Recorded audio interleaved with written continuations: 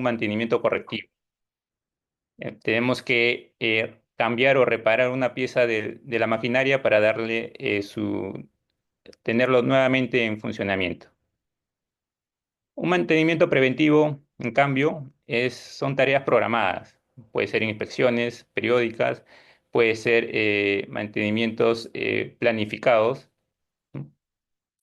Lo cual se realiza para evitar paradas no planificadas. El mantenimiento predictivo. Aquí utilizamos técnicas avanzadas. Podemos usar sensores de vibración, sensores de movimiento, para poder detectar a tiempo alguna anomalía de un componente de esta torre grúa. O podríamos también utilizar lo que es análisis de aceite para saber en qué estado se encuentra el aceite de cada componente eléctrico.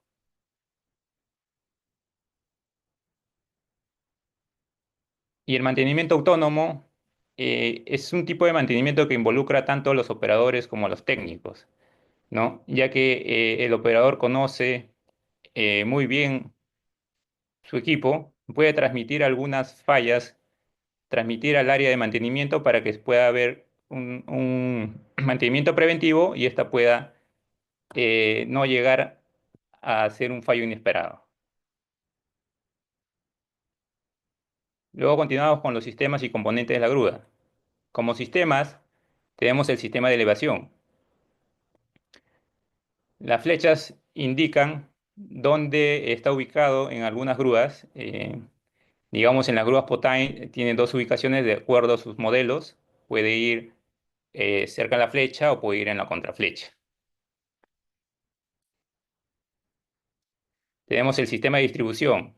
Este sistema de distribución eh, hace mover los carritos. Los carritos de la torre grúa, entonces hace distribuir la carga de un lugar a otro. El sistema de orientación, la cual se encarga de hacer el giro de la grúa torre de la parte vertical, que es la flecha, para moverlo 360 grados. Tenemos el sistema de telescopaje, el cual ayuda a crecer la grúa. Muchas veces en el montaje una grúa se monta a una cierta altura y después esta misma grúa comienza a telescoparse para poder alcanzar su altura de autonomía. O algunas veces cuando lo arriostran, estas grúas para alcanzar más altura van arriostrados al edificio y usan esta jaula de telescopaje para seguir creciendo. Tenemos el sistema de traslación. Hay algunas grúas en otros países que utilizan este sistema de traslación bajo rieles donde la grúa se puede trasladar de un lugar para otro, ¿no?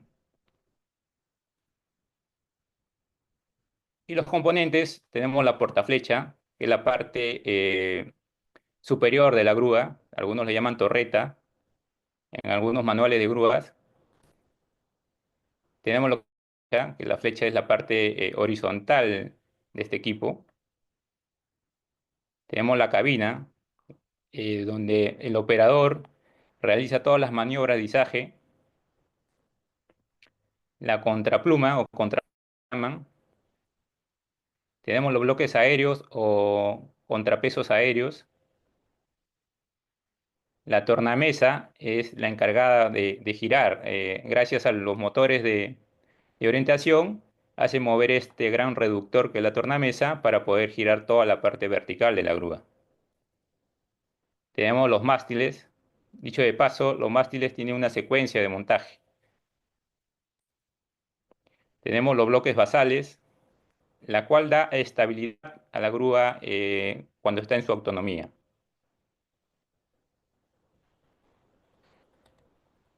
Tenemos el chasis, que es cuando una grúa es apoyada, se apoya sobre su propio chasis y con los bloques basales. Pero también tenemos el caso de que hay grúas que son empotradas y esas llevan unos pies de empotramiento donde ya no se usa el chasis, sino de frente va el tramo basal. Pero, ¿qué debemos tener en cuenta para hacer unas maniobras o hacer trabajo de mantenimiento en una torre grúa? Los EPPs. Debemos contar con arnés dieléctrico. No son los arnés normales, sino son dieléctricos, donde las hebillas eh, no son de acero, justamente para evitar el riesgo eléctrico. Tenemos que tener en cuenta que esta grúa se alimenta por cables trifásicos, ¿no? Y donde su voltaje, pues, es 450 voltios o más, dependiendo del tipo de configuración de la grúa, el modelo. Entonces, es muy importante utilizar este tipo de arnés. Contamos con el casco de seguridad, el barbiquejo. Justamente esto va a ayudar que el casco no caiga en la parte superior de la torre grúa. Los lentes de seguridad, la línea de vida doble.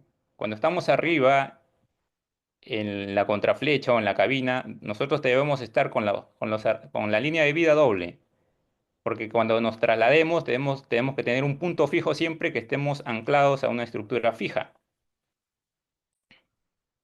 Los guantes de seguridad, ¿no? Que son para cambio de aceite, otro tipo de guantes, y para eh, cosas más finas, otro tipo de guantes. Son guantes adecuados para cierta actividad.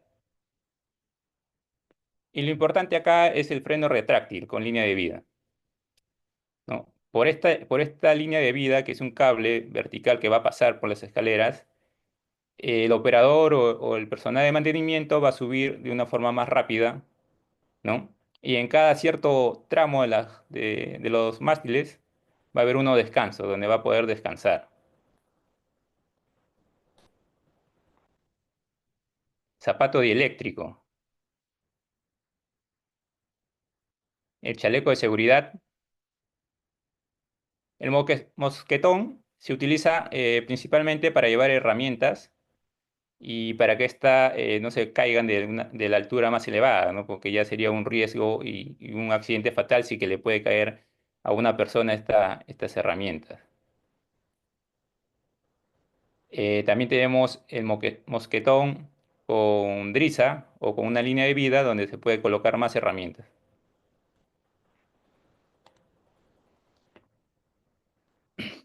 La presión ejercida por el arnés corta la circulación sanguínea. ¿Qué pasaría si el operador o un personal técnico queda suspendido en la torre grúa, en la parte alta? Lo que va a generar el arnés es hacer una presión en por el femoral, y eso va a ocasionar un dolor intenso, en algunas ocasiones pérdida de conocimiento, conocido como el síndrome de trauma de suspensión, ¿no? E incluso la muerte. Para ello, un EPP que debe ser utilizado siempre para este tipo tanto para el operador o como personal técnico que va a subir a una torre grúa, es la cinta antitrauma. ¿Para qué sirve la cinta antitrauma? Esta cinta alivia la presión de las piernas, mejora la circulación sanguínea, reduce el riesgo del síndrome de trauma por suspensión y permite al trabajador una postura más cómoda. ¿Y cómo es esto?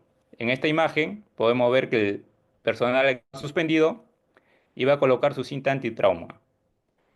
De un lugar al otro extremo se coloca, y el operador o personal técnico va a pisar esta cinta.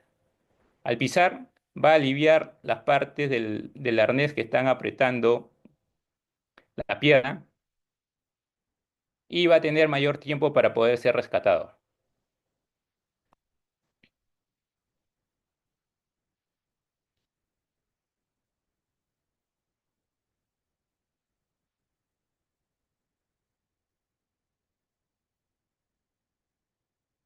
Las inspecciones. Lo que debe ser justamente como un mantenimiento autónomo, eh, tanto el personal técnico como el operador deben revisar que las conexiones de puesta a tierra estén fijas en la torre grúa. Antes de subir, antes de ascender, debemos verificar esto. Y que esté conectado pues al pozo a tierra. Aquí en esta parte no vamos a entrar a medir sino solamente a inspeccionar, a verificar. Luego, cuando vamos ascendiendo, vamos a revisar los mástiles. ¿Pero qué revisamos en los mástiles? Revisamos los descansos. Los descansos deben tener sus pasadores, debe estar completo, debe tener sus barandas para que el operador se sienta seguro o el personal técnico que está subiendo a la torre grúa. También tenemos que revisar las escaleras. Tenemos que revisar los anillos de las escaleras. Tenemos que inspeccionar los pasos. Si están rajados, si están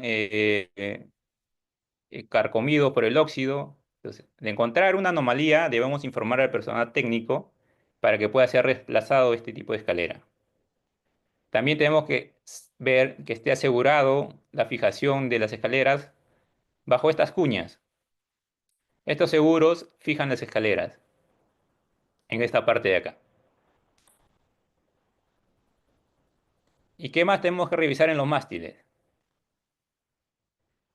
Tenemos que revisar los bulones estén correctamente instalados. El número 3 se llaman bulones. Verificar que las puntarolas estén correctamente colocadas. Es este que une a los dos bulones para que no se escapen. Y encima tiene un pasador. También se tiene que verificar el tope del bulón. Hay a veces que hay un desgaste en el orificio y el desgaste del bulón y este tope puede sobrepasar. Si sobrepasa el tope, ese bulón debe ser reemplazado.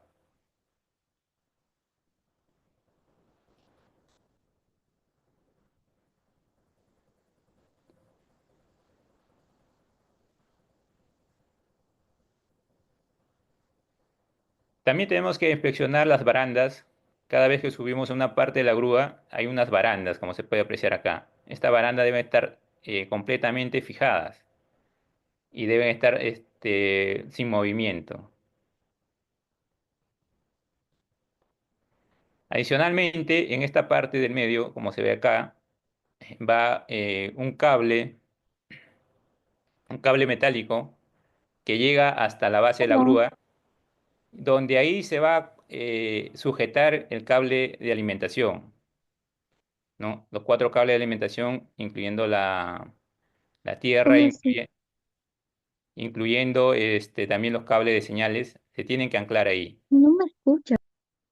Justamente estos ¿Qué? cables, ¿Por qué se activan? perdón,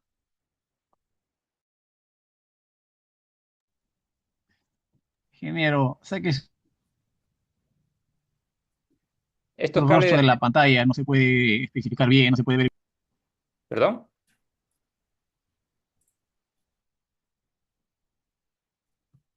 Vale, ¿puede activar su audio, ingeniero, por favor? sí, ¿me escucha? Creo que hay una falla técnica. Sí, ahora Ya. sí, puede continuar. Bueno, como le decía, estos cables de alimentación tienen que estar soportados por este cable metálico. Porque imagínense, una grúa de autonomía de 44 metros, todo ese peso del cable puede venirse abajo. Entonces deben tener estas soguías y debe tener este cable metálico para que el peso lo transmita al cable metálico y no al cable eléctrico, ¿no? Y para evitar así los accidentes.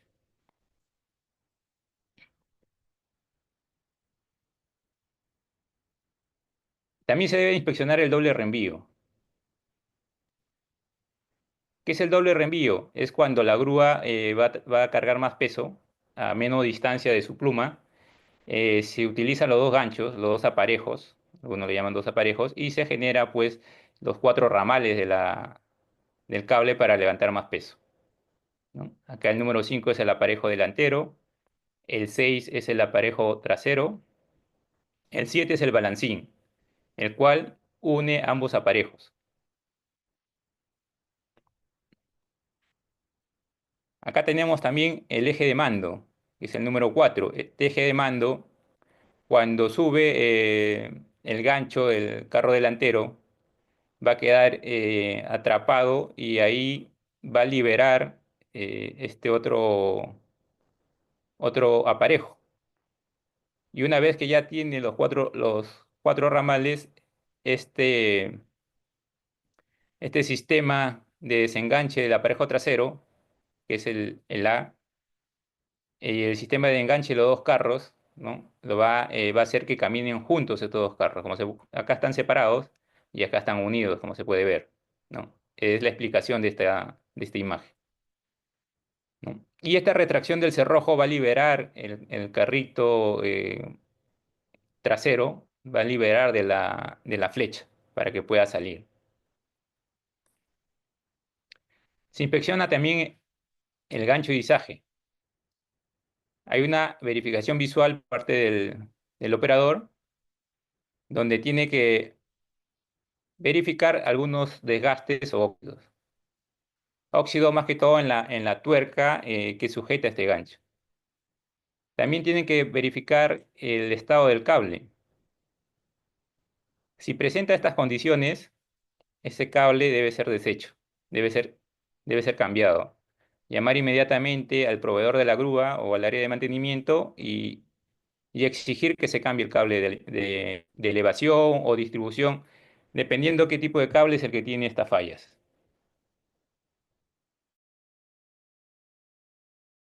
Mantenimientos que se realizan en las torres grúas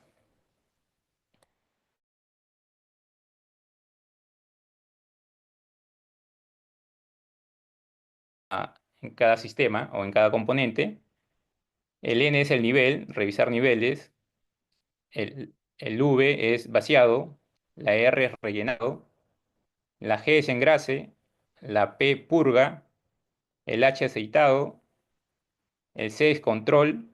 Y el E es cambio. Esta imagen también se refiere a un control. Y la imagen del círculo sombreado es un componente que tiene un engrase permanente.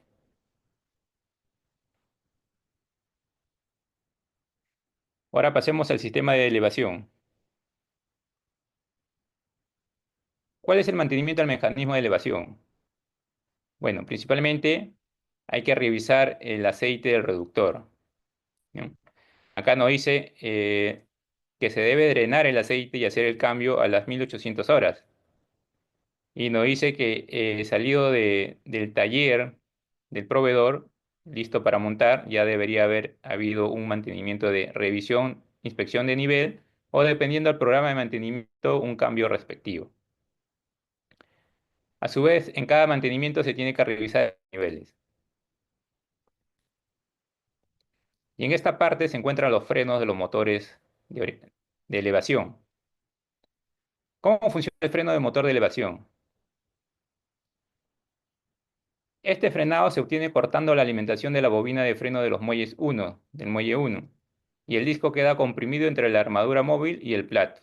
Y quiere decir, si, si la grúa torre está en operación y la energía eléctrica se cortó, inmediatamente este izaje va a quedar suspendido pero frenado, evitando así un riesgo, evitando un accidente fatal, ya que el motor al no tener energía se va a frenar. Y el desfrenado es a la inversa, necesitamos energía eléctrica para poder desfrenar el motor de elevación. Por ejemplo, acá nos dice, ¿no? Se obtiene la alimentación a la bobina por la tracción de la armadura móvil 1. Esta posición, los muelles 2, están comprimidos y el conjunto preparado para frenar de nuevo. O sea, cuando está desfrenado, el equipo, de acuerdo a los joysticks que maneje el operador, va a volver a frenar o no.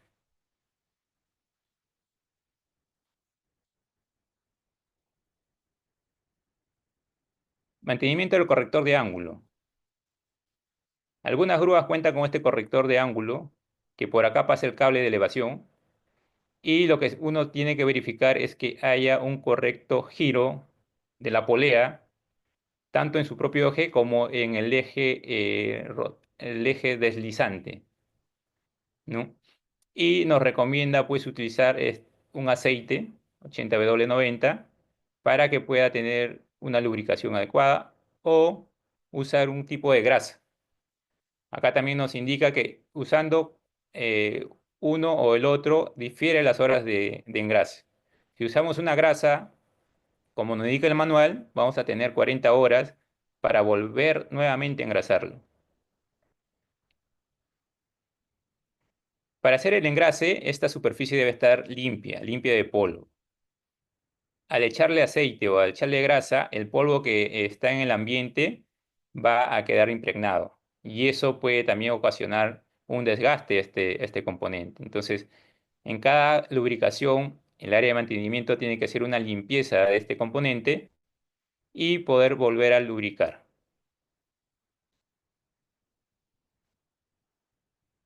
Mantenimiento de la rótula. En la punta de la flecha tenemos una rótula. Esta rótula también tiene que ser lubricada. Esta rótula es importante porque si no está lubricada puede malograr el cable de elevación.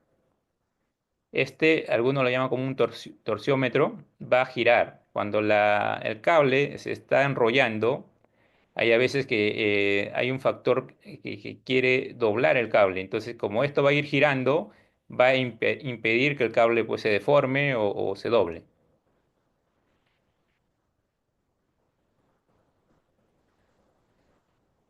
El mantenimiento del gancho. El personal técnico tiene que lubricar el gancho con la grasa que corresponde, de acuerdo al manual de mantenimiento y de acuerdo al modelo de gancho. Creo que esto no lo deja ver, ahí está. Cada 150 horas, o sea, cada mes, se tiene que engrasar este componente, la rótula del gancho.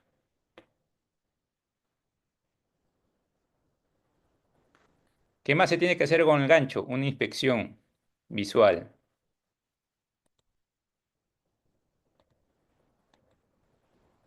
Y un control del gancho. ¿Qué control realizamos? Tenemos que tener presente la ficha técnica del gancho y ver sus medidas. De acuerdo a estas medidas nominales, tenemos que hacer un comparativo. Por ejemplo, tenemos acá el gancho y tenemos una medida A y una medida H. La cuota A, el manual indica que debe ser inferior al 110% de la cuota indicada, o sea, del manual. Por ejemplo, acá la cuota A es 75 milímetros. Entonces, el desgaste de este debe ser menor a 82,5 milímetros.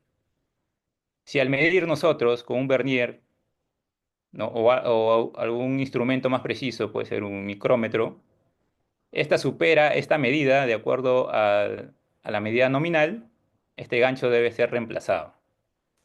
Lo mismo sucede con la cota H.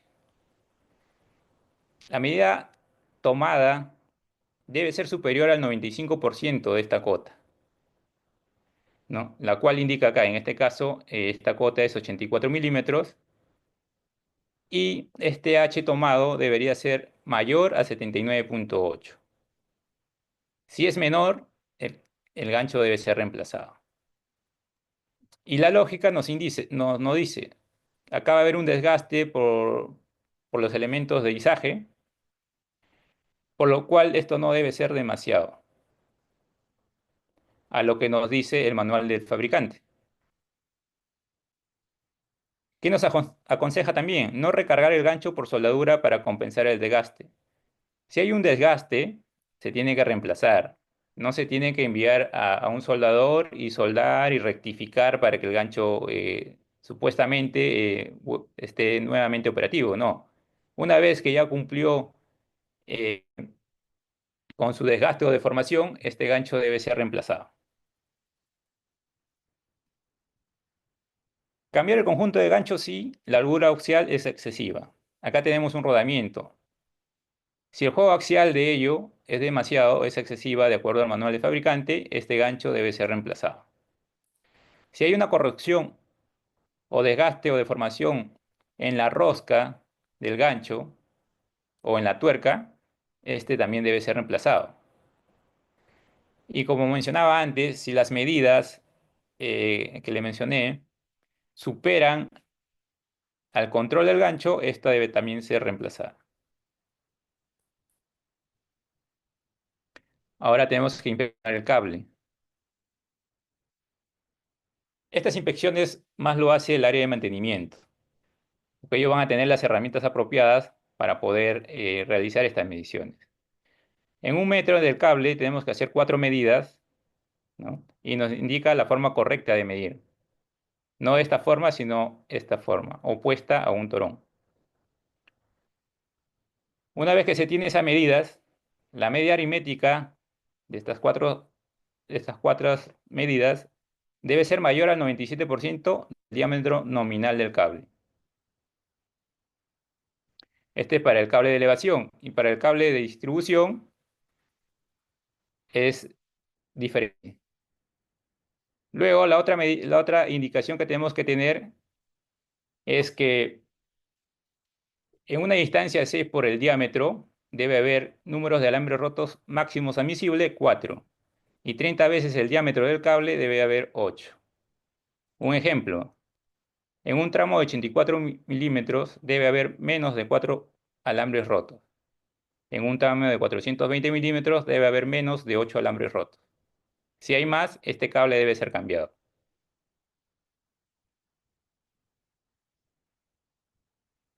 Sistema de distribución.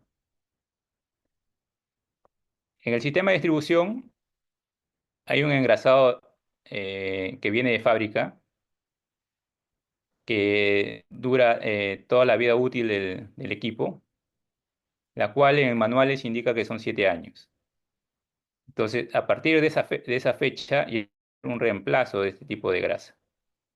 Sin embargo, en cada mantenimiento, el personal técnico tiene que verificar si que hay una fuga o no por el retén. De haber una fuga, se debe hacer el cambio de este componente. Dependiendo de la gravedad, ¿no? Se va a programar este mantenimiento para hacer el cambio de este reductor. También nos indica que para el sistema de distribución, cada 450 horas se debe verificar el entrehierro. ¿Qué quiere decir esto? Este es el freno. Hay que verificar la holgura de acuerdo a la característica del motor.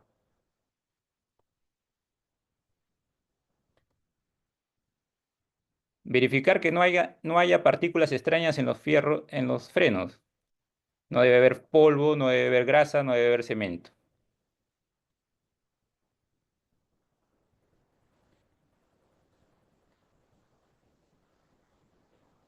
El desfrenado manual.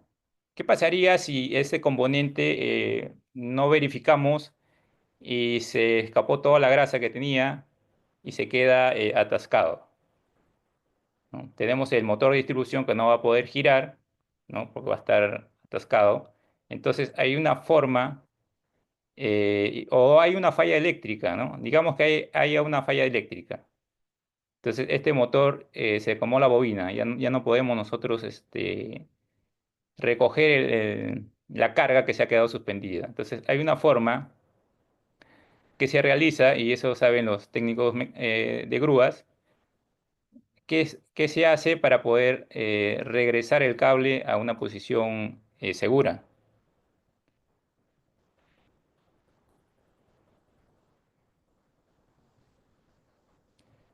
El sistema de orientación. En el sistema de orientación, lo que se tiene que hacer es lubricar la corona dentada, ¿no? A veces tienen 4 puntos de engrase donde se tiene que lubricar, o en algunos casos utilizan una grasa seca, ¿no? Para lubricar los dientes.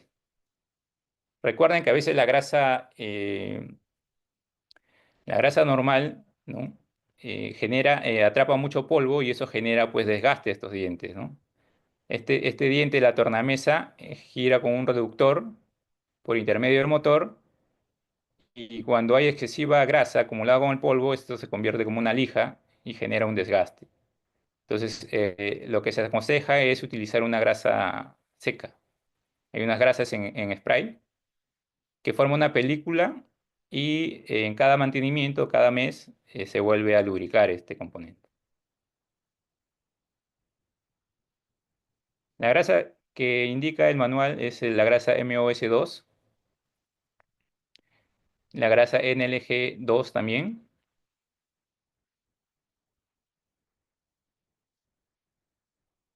Luego pasamos a lo que es el sistema de telescopaje. ¿Qué mantenimiento debemos hacer a este sistema? Tenemos que hacer el mantenimiento del grupo hidráulico. Hay a veces que dejamos olvidado este sistema y en pleno telescopaje de la grúa tenemos que estar cambiando mangueras, tenemos que estar cambiando aceite, o la bomba no funciona y no puede subir el sistema, y eso pone en riesgo la actividad. Esta actividad de telescopaje es muy crítica porque la grúa, para realizar esta maniobra, tiene que estar en equilibrio, ¿no? Y el operador debe estar en constante comunicación con el personal técnico. De haber una falla, esta grúa puede venir abajo. Entonces es muy importante darle un adecuado mantenimiento a este grupo hidráulico y a esta jaula de telescopaje. Acá el manual nos indica que debemos cambiar el aceite, ¿no? Cada 1800 horas, ¿no? Y tiene un visor donde hay un nivel máximo y un nivel mínimo. En la parte inferior se encuentra el tapón de drenaje. También cuenta con un filtro, que ese filtro también debe ser cambiado o lavado en algunos casos, ¿no? En algunos casos es un filtro que se puede reutilizar.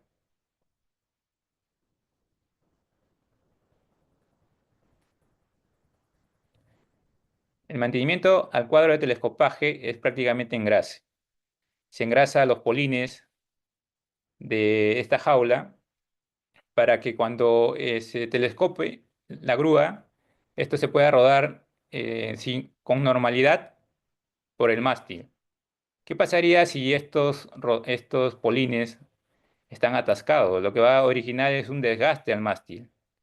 Como la fuerza hidráulica va a querer levantar esta jaula, lo que va a originar es que en esta parte del mástil genere una zanja, ¿no? Un desgaste por fricción. Y eso conlleva pues a una posterior uso de esta grúa a cambiar estos mástiles. Lo que tiene que hacer también el área de mantenimiento en este punto es revisar que no esté fisurado o doblado alguna estructura de esta jaula.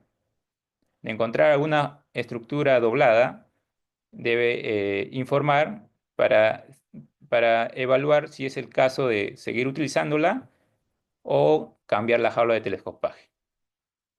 Vuelvo a recordar que este tipo de accesorio, ¿no?, es importante para el telescopaje de una grúa. Al estar mal este accesorio, es un alto riesgo que se tiene en la seguridad de este equipo.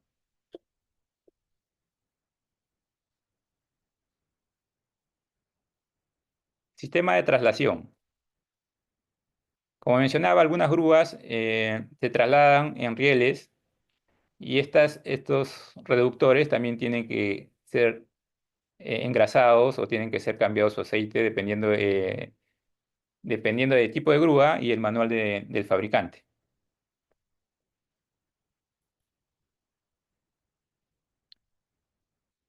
Sistema eléctrico.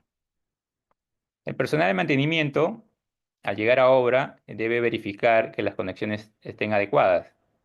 Debe verificar que cuenten con un pozo a tierra y medir este pozo a tierra. Este pozo a tierra debe tener una resistividad menor a 10 ohmios. Y lo más importante es que este pozo a tierra debe ser independiente a la grúa torre, no ser compartido por ningún otro equipo de la obra, ¿no? El manual indica que esta tierra debe ser sola y exclusivamente para la grúa. Luego tiene que hacer las mediciones de voltaje. Acá están los criterios de los voltajes dependiendo, 50 Hz, 60 Hz. Normalmente acá en Perú se tiene lo que es 60 Hz. Entonces nos dice que la tensión máxima en vacío va de 430 voltios más el 6%. ¿Qué quiere decir? Que va entre 480 voltios a 509. Si al medir hay una tensión que está entre este rango, no habría ningún problema. Un problema puede haber si no está entre estos rangos. Al igual la tensión mínima en carga, ¿no? Debe ir entre 432 voltios y 480 voltios. ¿De qué depende esta alimentación? Depende también de la carga. Por eso que dice tensión mínima en carga y tensión máxima en vacío.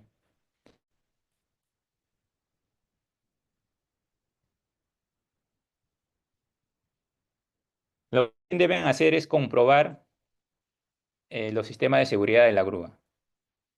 ¿Qué sistema de seguridad tiene la grúa? Tiene limitadores de carrera. El A, por ejemplo, es el final de carrera de elevación.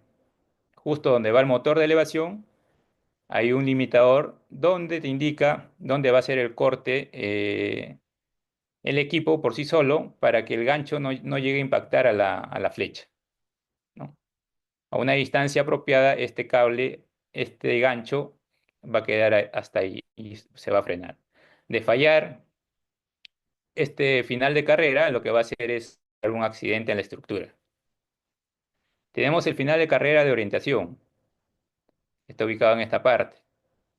Igual, la grúa puede girar 360 grados y un poco más, y cuando sobrepase este giro, lo que va a hacer que la grúa se bloquee, que ya no pueda girar, que se frene, obligando al operador a regresar hacia su punto inicial. Final de carrera de distribución. Igual, esto me va a permitir de que el carro no llegue a impactar en la flecha en la parte posterior o en la punta de la flecha. Y el final de carrera de traslación. Igualmente, como va a ir por un riel, este riel pues tiene un recorrido y tiene que hacerlo metros antes de que llegue pues al punto final de este riel. Y los limitadores de esfuerzo, ¿no? Que tenemos el limitador de par, que se lee. Este limitador de par siempre va en la portaflecha, ¿no? Que genera que cuando nosotros tenemos peso en la punta o en cualquier parte de la flecha, esto va a tender a que la grúa se vaya hacia adelante. Y como esto está con unos resortes tipo barras, va a generar de que estos se acerquen, estos resortes, esta platina o la parte fija, y bloquee el limitador, ¿no? Haga un corte de corriente y poder limitar pues la carga que indica en el manual del fabricante. La seguridad de la gran velocidad también, ¿no? Hay un punto donde el izaje es más rápido y hay un corte también. Entonces, eso lo hace esta polea de carga máxima, ¿no?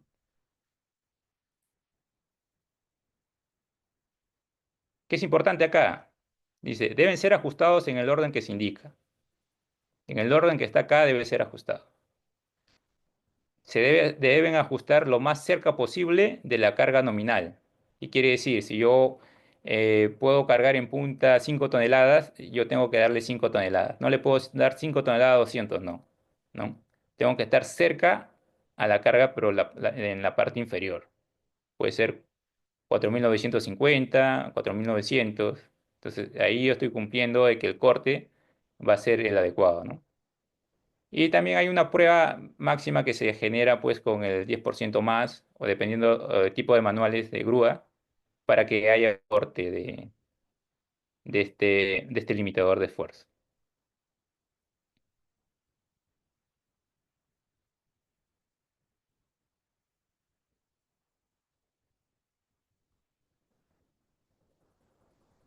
Perdón.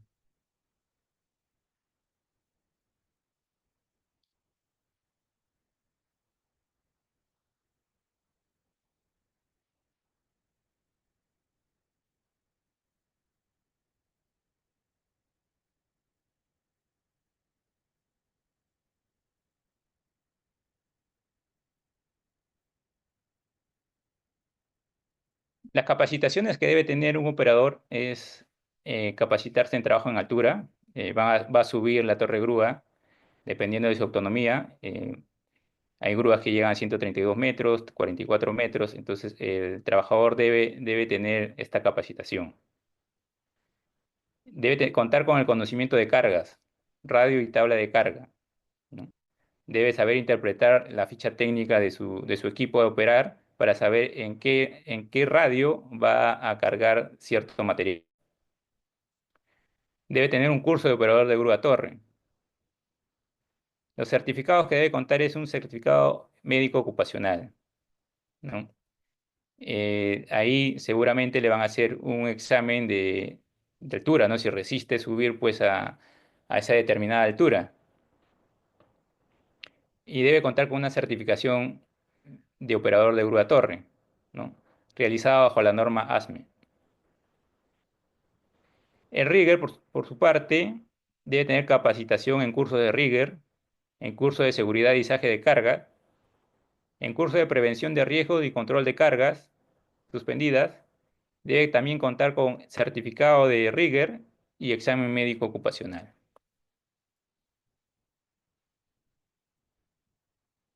El técnico de mantenimiento debe contar con capacitación mecánica y eléctrica aplicadas a grúas torres.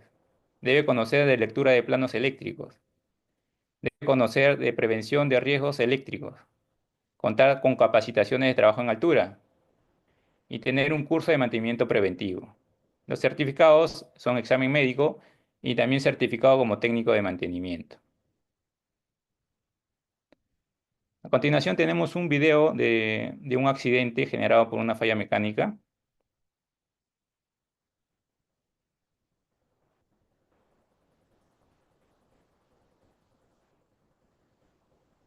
Me avisen si se ve.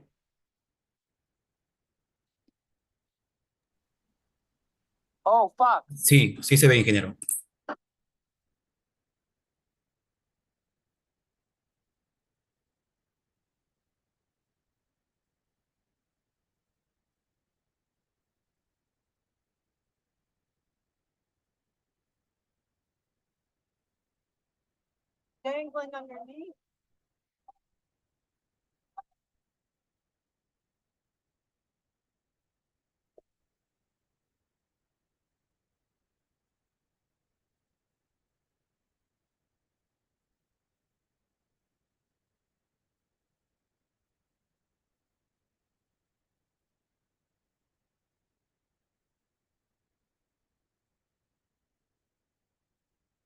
Como pudieron ver, este accidente se generó, bueno, en lo que dice la noticia, se generó en la cabina del operador. Hubo una falla eléctrica y generó pues el incendio de ello y la inestabilidad del operador en el control de la torre grúa, ocasionando así pues este fatal accidente. ¿Cuáles son los riesgos por falta de mantenimiento adecuado? Tenemos riesgo de accidentes o lesiones graves. Tenemos costos elevados no planificados. Tenemos tiempo de inactividad operativa. Daños a componentes críticos. Impacto a la confiabilidad de la grúa torre. Y riesgo legal y de imagen. Un accidente como esto genera pues altos costos de mantenimiento correctivo, pero lo más preocupante de todo es que no se puede reemplazar la vida de quien sufre el accidente, ¿no? Entonces, por eso es muy importante contar con un adecuado mantenimiento de estos equipos. Mantenimiento e inspección, ¿no? Verificar los cables de elevación, distribución, estén correctamente eh, de acuerdo a lo que se ha dicho, ¿no? No debe tener ninguna de esas fallas. De contar con una de esas fallas deben ser cambiadas, ¿no? Los repuestos se deben ser cambiados. Los sistemas eléctricos de los limitadores de fin de carrera o los limitadores de esfuerzo también deben ser cambiados y que están fallando. Muchas veces estos contactos internamente se sulfatan y si no se hace un adecuado mantenimiento van a fallar y puede generar pues una colisión con un edificio, o puede generar pues que no pueda levantar el peso adecuado, que los frenos estén mal y el gancho de elevación se venga abajo, ¿no? Es muy importante realizar las actividades de mantenimiento, ¿no? Tengo conocimiento que las empresas que alquilan grúas realizan un mantenimiento mensual y eso está bien, ¿no? El, el contratista debe exigir el informe de mantenimiento, ¿no? Para garantizar que esto sea realizado de acuerdo a lo que establece el manual y lo que establece también su plan de calidad de estas empresas que alquilan estos equipos. Bueno, esto ha sido todo el webinar. Espero que le haya gustado. Algunas preguntas estoy gustoso de responderles. Mi nombre es Alexander Reina, como le vuelvo a indicar, y por intermedio de la empresa CIK hemos realizado este webinar. Si tienen alguna pregunta, por favor escriban en el chat. Bien, señores participantes, pueden aprovechar a hacer sus preguntas.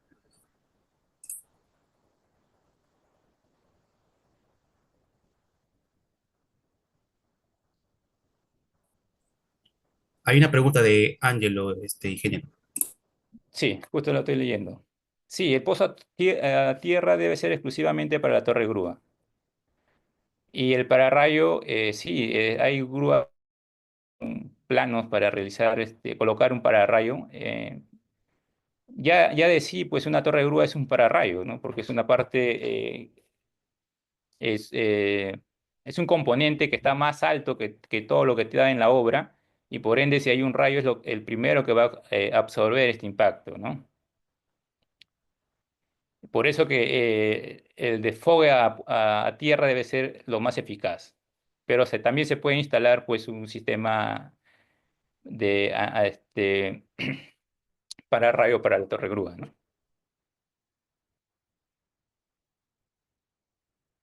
Bueno, en lo largo de mi experiencia, los accidentes más comunes son choques con otras estructuras, rotura del cable de elevación, ¿no? Donde se viene abajo con todo el balde de concreto, ¿no? Esos son los más habituales, ¿no?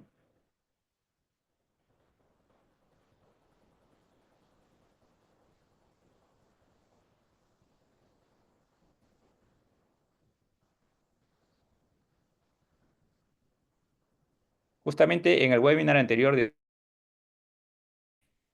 según CIBS-CI, ¿no?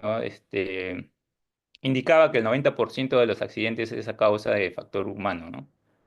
Justamente por eso, ¿no? O sea, no tanto el operador, sino también puede ser por un inadecuado mantenimiento o una omisión del mantenimiento que se debería realizar.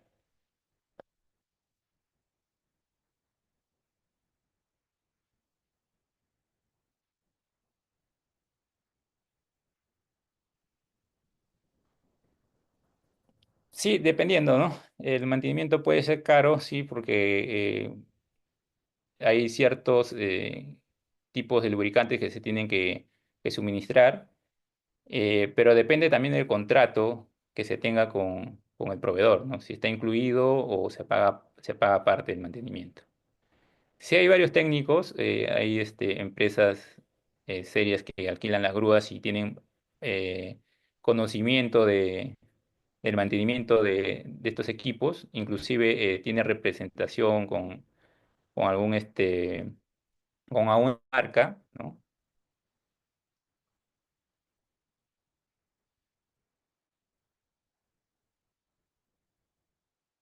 ¿Alguna otra pregunta?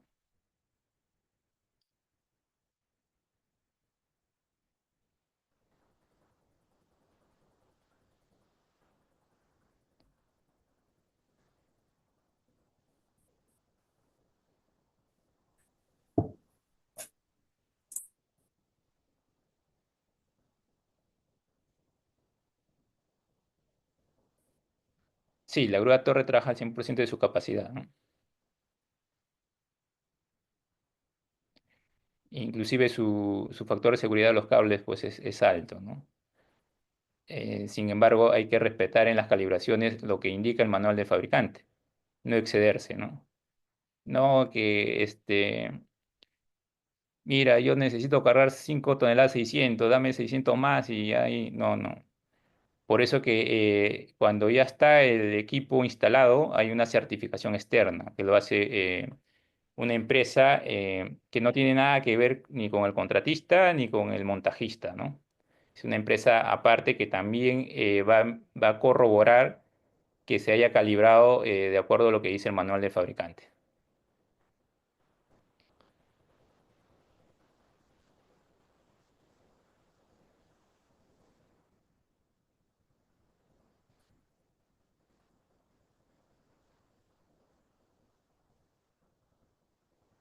A ver, no, la grúa torre a lo largo de su, a ver si, a lo largo de la flecha tiene diferente capacidad de carga, ¿no?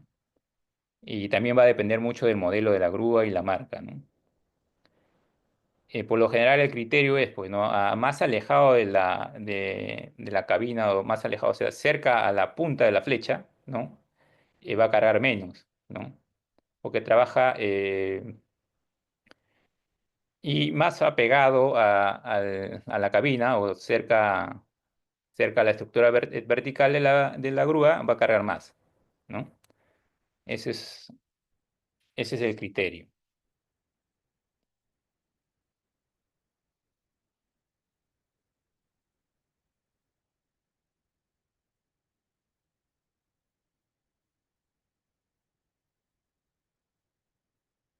¿Alguna otra pregunta? También tenemos curso de rigging plan. En una ocasión me pasó, ¿no? Que en cierta altura, ¿no? En su autonomía, la grúa cargaba normal un equipo, ¿no? Este era una bomba de concreto estacionaria. Sin embargo, cuando aumentó la altura de esta grúa, ¿no? Llegó a casi 100 metros de altura, ya no podía cargarlo. Entonces todos decían, ¿pero por qué? ¿Qué pasó? ¿No? Si se descalibró, ¿qué pasó? ¿No? Entonces, no, lo que había pasado acá es que a más altura, o sea, cuando ya la grúa sobrepasa su autonomía, ya se tiene que contar el peso del cable, ¿no? O el peso del accesorio que tú vas a colocar, ¿no? Justamente esto entra en un RIM plan, ¿no? En un plan de izaje entra esto, ¿no? Donde se tiene que hacer los descuentos de todos los pesos adicionales, ¿no? Para ver si se encuentra en el radio adecuado para que pueda ser transportado.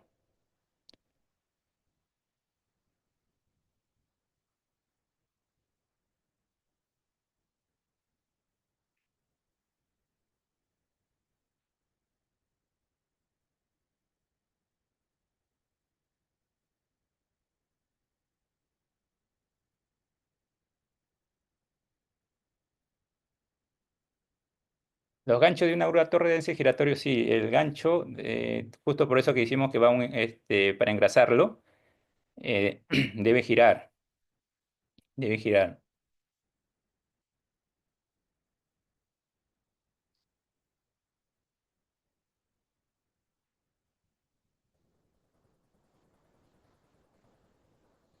La capacidad de levante o límite de carga lo da el rigger. Bueno, el rigger calcula, de acuerdo, porque tampoco no va a saber, pero digamos si la grúa está bien calibrada, ¿no? Si sus limitadores están trabajando bien, ¿no?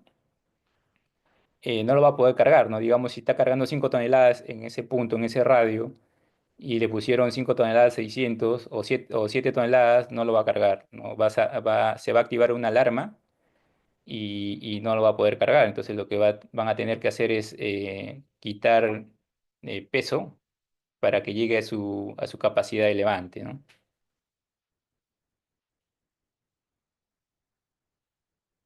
Hay grúas que trabajan 2 turnos. Lo que sí, si trabaja más las grúas, se acortaría por las horas de mantenimiento, ¿no? Es como un auto, ¿no? Si yo llego a un cierto kilometraje, pues lo puedo llegar en, no sé, en 2 meses, un mes y medio, pero de repente lo puedo llegar en 15 días, entonces tengo que acortar también el mantenimiento, ¿no? Justamente para ver eso.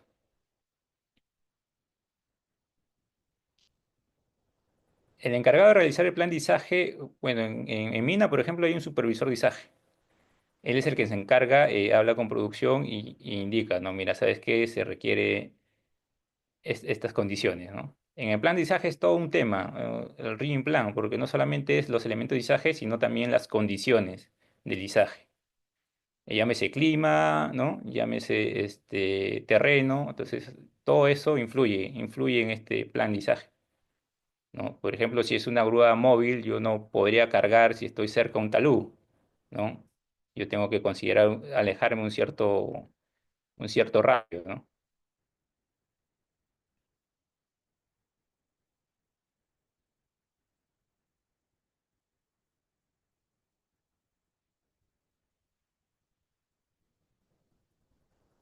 No, por eso, si digamos yo levanté, a ver, Sandoval, Vázquez Sandoval, si yo levanté una carga en cierto punto puedo levantar 5 toneladas, ¿no? Yo levanté esa carga de 5 toneladas y yo pretendo seguir avanzando con el carrito. Uno, que el operador ya calculó el peso, ya calculó porque en algunas grúas hay un sensor de carga y no lo va a hacer, ¿no? Él sabe que no va a hacer, que es riesgoso. Pero digamos que en el caso que lo quiera hacer, ¿no? El equipo se va a bloquear. Va a sonar una alarma y no va a poder avanzar. Va a tener que regresar nuevamente para poder bajar la carga, ¿no? Si por aquí hay algunos operadores, lo van a tener en claro esto.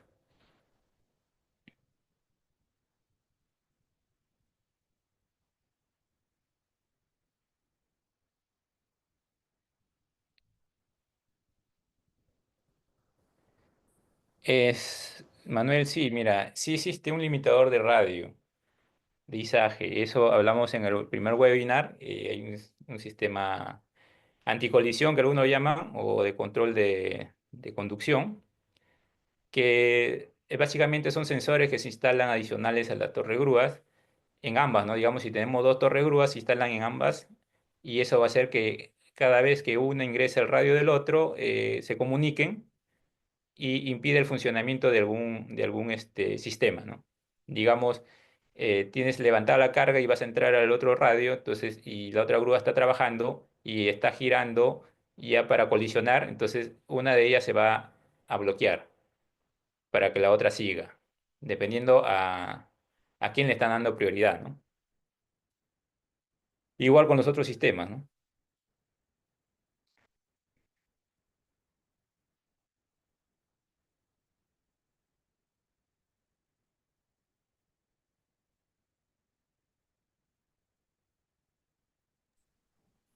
Bien, señores, pueden ir haciendo sus últimas preguntas, que ya estamos cerca de culminar el webinar.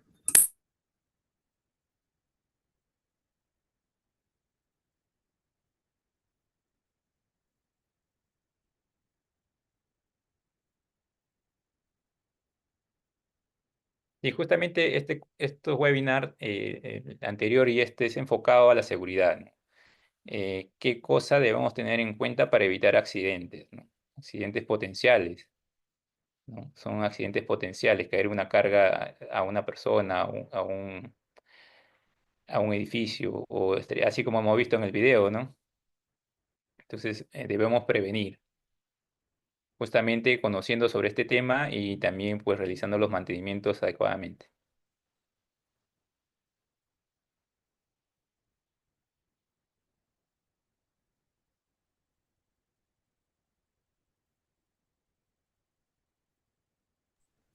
Estimados, buenas noches. Nuevamente, estamos por terminar el webinar. Si no hay más preguntas, eh, quiero mencionar antes de terminar este webinar que somos una empresa certificadora de trabajadores, operadores, todo tema de grúas industriales. Adicional a ello, también hacemos inspecciones técnicas para accesorios de izajes. Bueno, este webinar, como bien se mencionó, de manera gratuita. Lo que desean certificado, no hay ningún problema, nos contactan y por interno lo podemos coordinar. Quiero agradecer al ingeniero una vez más, ¿no? Que nos está aportando sus conocimientos. Agradecer al ingeniero, realmente estuvo muy interesante su exposición y muy enriquecedora. ¿Algunas preguntas, ingeniero, para poder terminar este webinar? A ver, ¿algunas preguntas más? ¿Unas O preguntas ya. más que tengan los alumnos?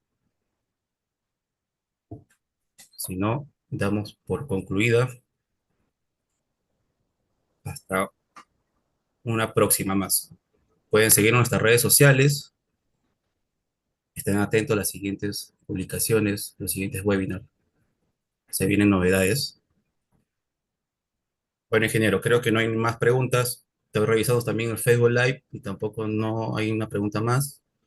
Eh, bueno, algunas palabras de despedida, ingeniero, para poder cerrar este webinar.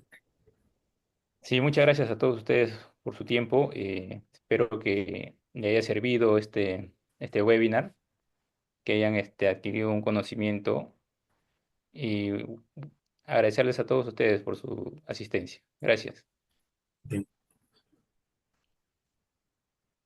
Ok, consultas también por interno, pueden entrar a nuestras redes sociales, ahí están nuestros números, CEICA, Centro de Especialización en Ingeniería, Certificación y Acreditación, homologación